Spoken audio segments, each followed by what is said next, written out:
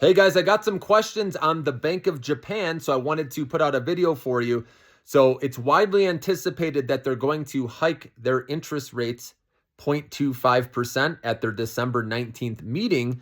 And some people have asked, is this going to have stocks fall or crypto fall? So I wanted to address this. So if it's 0.25%, right now there's an 80% to 90% probability of this happening already. So a lot of this has been priced in, but we could potentially dip a little bit, but I do believe the dip would get bought, okay? But if it is 0.5% or more with the hike, if they did that for some reason, then that would catch the market off guard, and then we could dip a little bit more, and it may take a little bit longer for the dip to get bought. So the whole reason how this affects the US market, I'll break it down for you to try to keep it as simple as possible.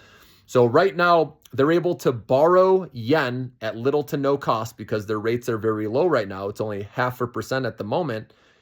So they're able to borrow yen at little to no cost, and then they can invest that in US treasuries or US bonds and get that return on their money. But obviously, if those rates are going up, then they have to borrow yen at a higher cost. So then it's not as attractive, obviously, right, to buy or do that strategy. It's called the carry trade, where they hold US treasuries. And so they could even sell those treasuries. And that's what's having worry people, because obviously if they sell treasuries, that means bond yields, right? Those treasury yields go higher, which remember when yields go higher, then people want to take less risk with stocks in crypto because they can get that guaranteed return, when yields go up. Okay. So that's how it all relates. Okay. It's kind of crazy, but if you didn't know that, but anyways, but that's why I remember back in the day when they had the unwinding of the carry trade, this is when the market, there were a lot of people out of position with their trades.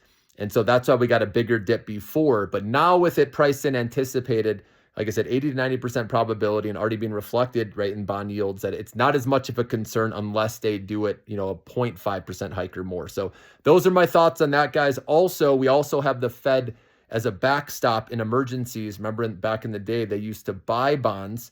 And so if for some reason the Japanese were selling treasuries, because again, remember, they're a large holder of US treasuries, aka US bonds, then the Fed could always step in and buy bonds. And we know they ended their quantitative tightening, and they're actually doing some quantitative easing now.